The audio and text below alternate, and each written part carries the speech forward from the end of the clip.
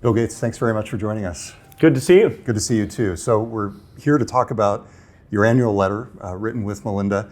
So in your annual letter, one of the points that you make, and I think this may be the point that's going to get the most attention when this letter comes out, is that there is a nationalist case for globalism. Very important topic right now, not only in the United States, but in Europe and other parts of the world. Let's hear your nationalist case for globalism. Yeah, so if you disengage from the world, the instability in terms of those economies, diseases that can spread globally very quickly, there's lots of reasons why that's going to hurt you. And so even if you say that the normal sort of empathetic humanitarian reasons of all lives have equal value and it bothers you that young children are dying in those countries, even if you zero that out, my view is that the impact per dollar of the aid, which in the case of the US is not even 0.5% of the budget, that as General Mattis has said, that if you don't fund the aid budget, you'll have to spend more money on bullets. And that case that getting Vietnam to develop, and so we no longer think of it as a place we need to send soldiers to. And now it's actually done well enough, it's graduating as an aid recipient. That is, its domestic resources are funding things. India's graduating, Indonesia's graduating. Africa's a tougher set of countries, but even there, the health improvements, which is a foundational piece, the health improvements have been super rapid. And that's the place where our foundation plays a strong role. We've given over $10 billion to these health-related activities, and we've seen a fantastic result. So, we're going to keep doing that. It seems, though, a very difficult case to make in the world today, in the U.S. and internationally. Is that fact a blip? In other words, are we just happening to encounter temporary opposition to that view of a nationalist case for globalism, or is this the way it is going to be going forward? What's your position on that? Well, definitely, if people are disappointed in their government, they feel like it's not respecting their values, or it's not prioritizing them, or let somebody else get in a better deal than they get, that just general negativity can lead to the government not being able to invest in these long-term issues. And if voters feel like, okay, the elites kind of like doing this stuff, and the elites are not caring about us, that really hurts. So it's absolutely a wave of questioning, a lot of things, but including should we be in alliances with other countries like NATO? Should we, the U.S., take this leading role in helping make the world a very, very stable place, or we should just, sort of say, okay, that's a waste of money. We won't help out with those things. Since World War II, you've almost taken for granted that the world is getting more stable and that these investments make sense. I'm hoping it's a cyclical thing, particularly if we can, get people to go and see the work. Anybody who goes and sees it, gets very drawn in, because you see the kids who are still dying, you see the kids who are surviving, you see how, it's very little money. And this is the investment. That stability is important even here in the US. We don't want Ebola or a flu coming out of developing countries and coming here. What would you say on this topic to President Trump and congressional leaders? Well, I haven't seen him for quite a while, but the American voters should be very proud of these programs that President Bush started. He said that there was an AIDS emergency and created a US-only thing called PEPFAR that's very generous, over $5 billion a year. He said the US would be a third of the global fund, where lots and lots of countries give. So the US has been out in front, and 23 million people are alive today because of that generosity. So, I'd want him to go and see that, meet those people and think about, okay, Africa, we've got this great population growth. It's got a challenge from climate change. That's where most of the challenge will be. Should we stay engaged there with aid programs that aren't gigantic? I mean, the U.S., our defense budget is way larger than anybody else's.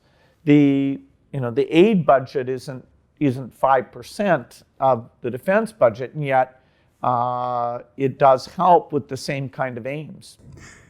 It seems like you've been engaging a little bit more politically. You were on Capitol Hill just recently talking about nuclear energy.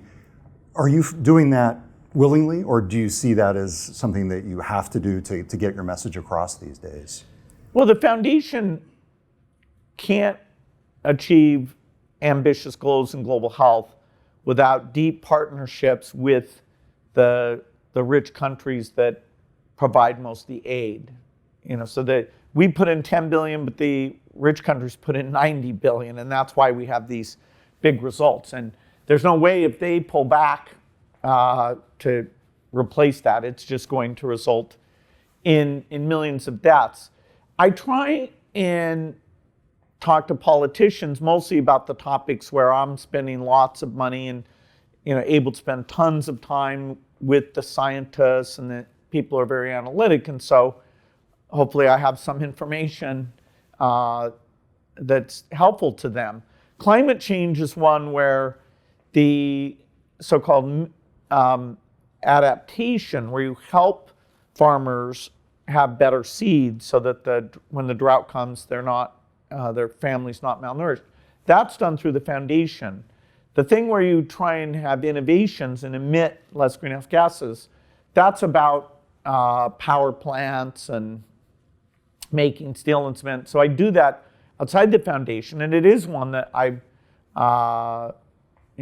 sitting with the people who support nuclear energy and saying, hey, can this help with climate change? How does the U.S. see its role here? The nuclear industry in the U.S. may completely disappear because the current designs aren't economic compared to the price of natural gas. And yet, I believe there can be a new generation that would be competitive with any other energy source. So yes, I'm back in DC quite a bit, but I wouldn't say that's completely new. It's really the foundation's work needs those partnerships. You have raised some skepticism among people who are really advocating, instead of nuclear, green energy sources. So things like wind and solar.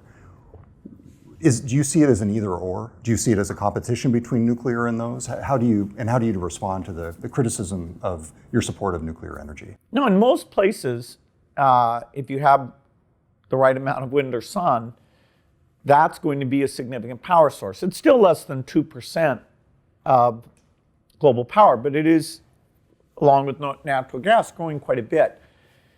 There's several issues. You need power 24 hours a day. And Tokyo has 7 days every year with no sun and no wind. It's a 23 gigawatt power consumption. And so we don't make enough batteries in the world to handle that situation, ignoring even the economics. And because we won't have a battery that's good enough for that 24-hour storage, we need other sources of power. Hospitals want power all night. When it's super cold, like in Chicago now, people want their heaters to work. And so even for the electricity piece, that reliability is a challenge. That's only 25%. The word clean energy has kind of fooled people to not really let them know about the 75% that's not electricity. It's more making steel and cement. The kind of extreme heat you get out of a reactor, or some reactors, actually helps you with those areas of greenhouse gas emissions in a way that just renewable energy doesn't. So it's great. The price of electricity when the sun is shining will be low, but it will be a lot higher at other times. You write in the letter that you wish more people fully understood what it will take to stop climate change. What is it going to take? Well, you have to innovate in all the areas of sources, and you have to innovate in such a way that not only do rich countries say, okay, we'll pay a premium for our steel and our electricity, but you have to turn to a country like India that's electricity is just now starting to provide basics like air conditioning and lighting. And if you ask them to pay a big premium, will they really choose to when they're not responsible for the greenhouse gas that's already been emitted? Per person, we've emitted 1,000 times as much as an Indian citizen. So, until they get to the level we have, should they slow down the helping with basic needs? And the only thing that gets around that trade-off is if you're so innovative that there's no premium cost to being zero emission across making meat, cement, steel, trucks, planes, a lot of sources. So I remember from talking with you on this topic last time on the issue of the political climate, and I remember listening back, and you were being careful not to explicitly criticize President Trump. Is that a purposeful approach on your part to be careful not to become a lightning rod or a target in that way? Well, I'm one voter. I have one vote. There are areas like development aid where the Trump administration in its first year suggested a 20% cut. And we were very vocal about, we disagreed that 5 million lives would be lost due to HIV because of that.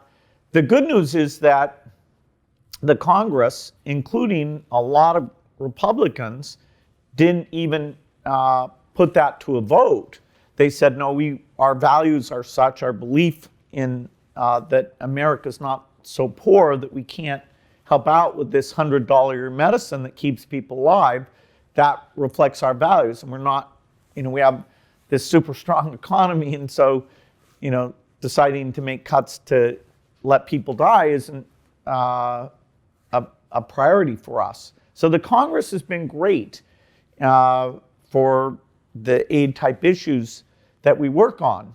So when it comes to an area that, we are putting billions of our money into, and that we get to go out and see the things, we will speak out. Every other political issue, we have to be careful because we don't know a lot more, then we're diluting our voice on the issues where we feel strongly and we're deeply involved.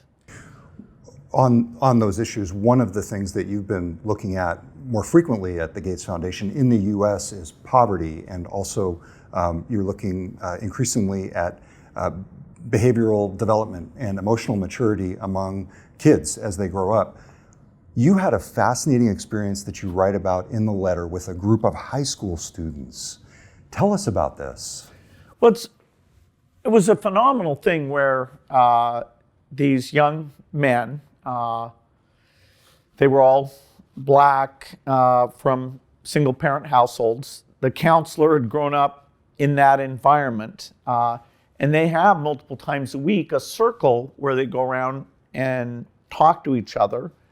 And there's a real sense of camaraderie. They introduce each other, what they're up to. And then they were asked to talk about anger. And so I got to participate, and hear how they thought about anger and, how they thought they had handled that situation.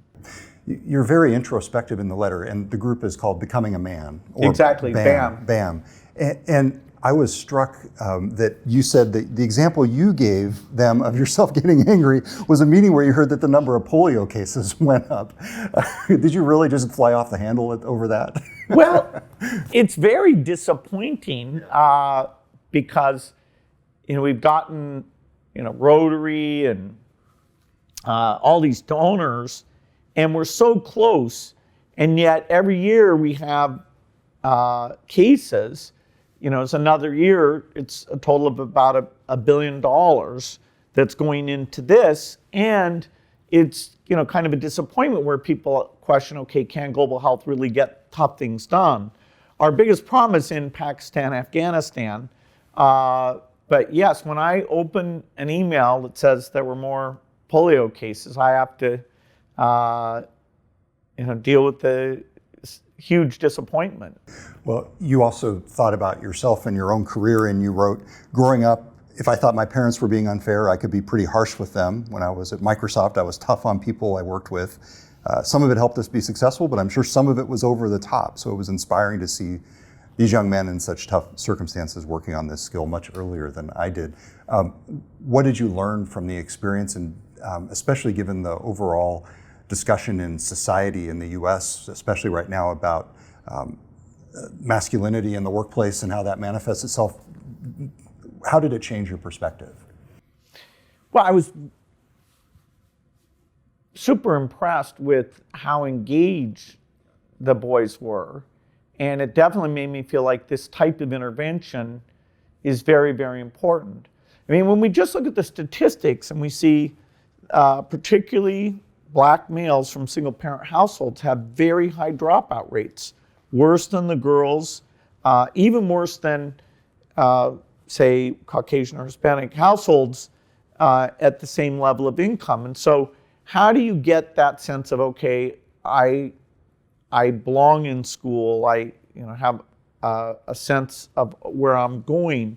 And these groups, by sitting and talking with these boys about the paths that are available to them, help them have a sense of support, somebody who's celebrating when they're doing well, somebody who can help out when they're not. It looks like something that should really be scaled up. And in the face of the fact that those statistics have not improved much, even as, okay, you teach math better, you improve the textbook, but you're not really getting to the core of the self-image of these students who are in a very tough environment. So the idea that, boy, we may need to add that, they definitely drew me in. So, as we said, as part of the focus on poverty in the US, you're kind of spreading your wings as the Gates Foundation a little bit. Traditionally, the focus has been on global health and US education. Do you see this focus on poverty and also on emotional maturity among kids as sort of a third pillar, or does it simply fit into what you're already doing? Well, BAM is integrated into the Chicago school system. Right. And so it is a broadening in the sense of trying to understand what interventions beyond just the normal, hey, this English class is better, this math class is better. What is it about mentorship or these cycles, or even explicitly trying to train executive function skill? We did a whole half day at the foundation where the leaders in that field who've done various interventions, some of which look pretty promising. There's always lots of things that, if you really measure them, don't work, but some things even meet that very high test. And so it's a broadening of, okay, what is hard for that student? Even understanding is that stress of the environment even creates sort of a biological situation where concentration is much more difficult. Absolutely, that is a factor. Now, coming up with an intervention that improves the executive function skill or offsets the kind of stressed mode that you're in if you live in a tough neighborhood, that is much harder. But there's very little R&D money in this space. It's not like software or pharmaceuticals where 10-15% of the money gets spent on R&D. In education, society spends not even 0.1%. So it is a case where foundations might be able to come in, find the people with the best ideas, really prove which ones work. And so we're casting our net as wide as we can, or even our network of schools thing, which is our big new strategy that Bob Hughes runs for K through 12, instead of us saying what the tactics are, where we had some great tactics like peer review, we're more letting the recipient come to us and say, okay, these are the tactics. And a lot of them are taking these interventions that are kind of non-academic skills. So, hopefully in 5 years, this field will be a lot smarter, because the underinvestment, is sad, and yet, maybe there's some really good things that'll now be discovered finally. Let's dive into one other area of education here, because there was a whole section of the letter that made me think, man, if I had time warped to 2019 from 1995, having just read The Road Ahead, and then reading your description of how textbooks have evolved and are actually not have evolved, are starting to evolve. Yep. Starting to evolve. I would have gone, this didn't happen 2 decades ago. I would have expected it to happen much faster. Describe what you're seeing in the world of textbooks and why you think it's working for a new era of education. But when you take that math textbook home and you're trying to do those exercises, you can get kind of stuck, or you can think maybe you're getting it right and you're not. In this digital world, the idea that the software can generate the homework and generate it at the right level, and then if you need a hint, fine, you get the hint. Your teacher sees, oh, he needed a hint. He didn't just get it, so maybe he has to try this out a little bit more. But, the feedback used to be like 3 days later, and you'd be like, oh, I really screwed this up. God, what were we working on then? That was 3 days ago. And, now when you're just sitting there with your phone or tablet or PC, you'll get that feedback. We're much further along in terms of taking that experience for math and making it a richer experience. For things like writing papers, we're starting for this big history course that several thousand schools have. You actually write the paper and you can immediately get feedback, and that's an AI software thing that won't replace the teacher feedback, but for some low-level things like the grammar, punctuation, various things, and it's the structure of your essay, have all the right pieces in it. I think it will help students learn. Why hasn't it happened already? Why isn't this our reality now? Well, the textbook market is a tough market. And who should really try this stuff out, and where should the R&D money come from for these things? It's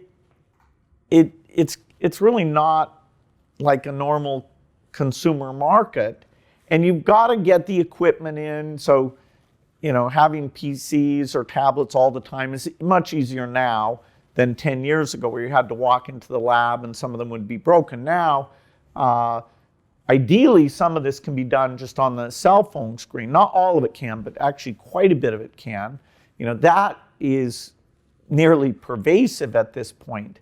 And so it is moving slower than it should. Educational innovation, we as a society way underinvest in. And we're trying to get some of these private sector companies to do well, but a lot of them, just as they try to build a sales force, the economics don't work very well. Yep. So you and Melinda dedicate the letter to Paul Allen, your Microsoft co-founder, who died of cancer in October. As you've reflected on his life over the past couple months and your shared experience with him, what have been your biggest memories and your insights from the time that you spent with Paul? Well, Paul was immensely curious, and he read science fiction way more than I did. He was 2 years ahead of me, and I had done super well on some math stuff, so he was always kind of egging me on, hey, can you figure this computer thing out?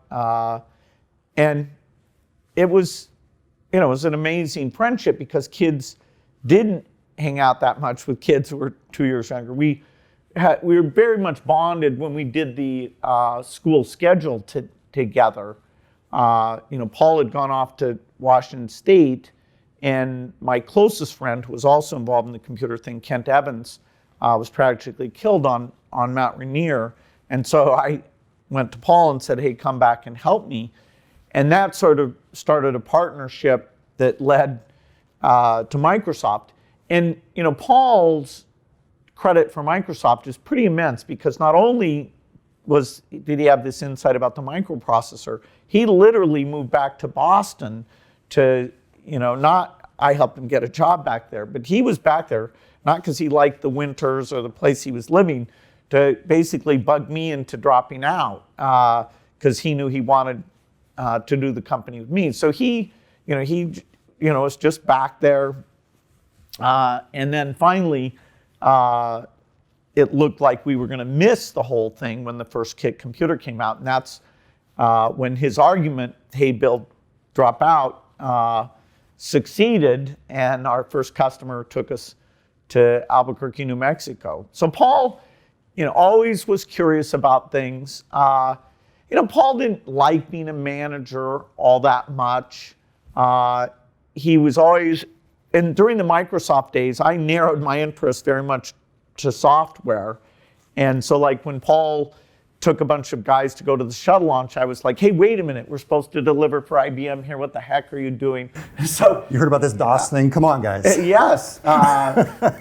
So, he always was wide-ranging in his thinking and reading. If you go into his office, there would just be magazines, kind of messy, but it represent his broad interest. And even after Microsoft, he was funding lots of different things. In the tech area, like Starwave that Mike Slade ran, ended up being the ESPN website. I don't think many people know that went pretty well. Some of them were more a dead end, but like asymmetrics, but they were pointing in the right direction for things. So he always looked far afield. He always, wanted to find some new and different thing. Always a little bit ahead of his time with the stuff he was doing. And now as my kids are getting older and leaving school, I was going to have more time to hang out with Paul, because he sort of explored traveled the world, have nice boats thing, which I got to do some with him, but I was expecting to do a ton of that once our kids were at college. Hey, where are you at this point in terms of coming to grips with the fact that he's not here?